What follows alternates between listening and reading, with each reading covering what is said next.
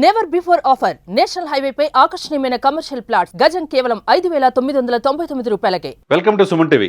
ఆంధ్రప్రదేశ్లో ఎన్నాళ్ళ నుంచో మహిళలు చూస్తూ ఉన్నారు. ఎందుకంటే మహిళలకి ఉచిత బస్సు ప్రయాణం అనేది ఒక కలగా మిగిలిపోద్దేమో అని చెప్పి అనుకున్నారు.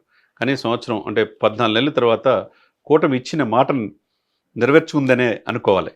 ఎందుకంటే ఒకవైపు ప్రతిపక్షాలు విమర్శన చేస్తున్నాయి, సూపర్ 6 అని చెప్పారు కానీ అమలు చేయలేదని. మొత్తానికి ఆగస్టు 15న జీవో నెంబర్ MS-27 ద్వారా స్త్రీశక్తి పథకం అంటే స్త్రీశక్తి పథకం ద్వారా మహిళలకు ఉచిత బస్సు ప్రయాణం అనేది ఇస్తున్నాం అనేది కూటమి నిన్ననే జీవో రిలీజ్ చేసింది.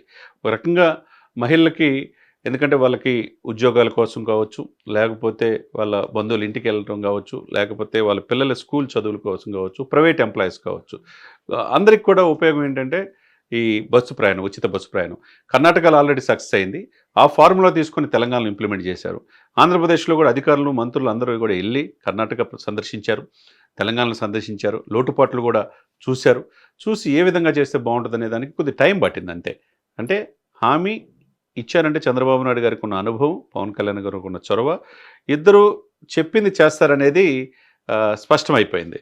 ఎందుకంటే ఆగస్టు 15కి ఎట్టి పరిస్థితుల్లో మహిళకు ఉచిత బస్సు ప్రయాణం అని చెప్పారు. జీవో నెంబర్ MS-27 రిలీజ్ చేశారు. ఇది ఒక రకంగా మహిళ అంటే ఒక మహిళ ఒక కుటుంబం మొత్తం పోషించేది మహిళే, లీడ్ చేసేది ఆమె, ఆర్థిక మంత్రిగా ఉంటారు. ఒక ఫ్యామిలీ అంటే ఆ ఫ్యామిలీ మొత్తాన్ని లీడ్ చేసేది మహిళే. ఆ మహిళకి ఇటువంటి వెసులుబాటు కల్పించడం, ఉచిత ప్రయాణం కల్పించడం అనేది అందరూ ఆహ్వానిస్తున్నారు. ఎందుకంటే 4 కోట్ల మంది ఆంధ్రప్రదేశ్ ప్రజల్లో ఎక్కువ మంది మహిళా ఓటర్లు, జెంట్స్ కంటే ఎక్కువ మహిళలు ఉంటారు.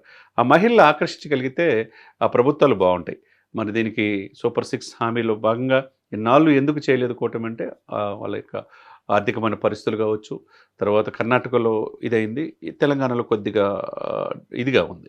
అది ఏ విధంగా డిస్టర్బెన్స్ లేకుండా చేయాలన్న ఉద్దేశంతో కొద్దిగా లేట్ కావచ్చు. ఏదేమైనా మొత్తానికి జీవో నిన్న విడుదల చేశారు. అంటే 15వ తారీఖు నుంచి ఆంధ్రప్రదేశ్లో ప్రతి మహిళ ఉచిత బస్సు ప్రయాణాన్ని ఉపయోగించుకోవచ్చు. అయితే ఏ బస్సులో ప్రయాణం చేయాలి? వాళ్ళల్లో పల్లె వెలుగు, అల్ట్రా పల్లె వెలుగు, తర్వాత సిటీ ఆర్డినరీ, మెట్రో ఎక్స్ప్రెస్ సర్వీసులు వీటిలో ఉంటుంది.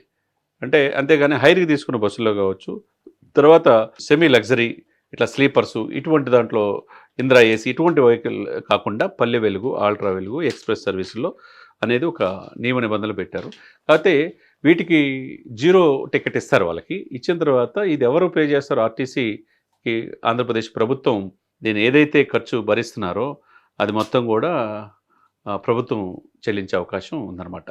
కాబట్టి ఏదైనా కానీ ఒక మహిళకి ఇటువంటి వెసులుబాటు సూపర్ 6లో భాగంగా కొద్దిగా లేట్ అయినా జీవో రిలీజ్ చేయటం అనేది ఆంధ్రప్రదేశ్లో మహిళలందరూ కూడా చాలా ఆనందంతో ఉన్నారు.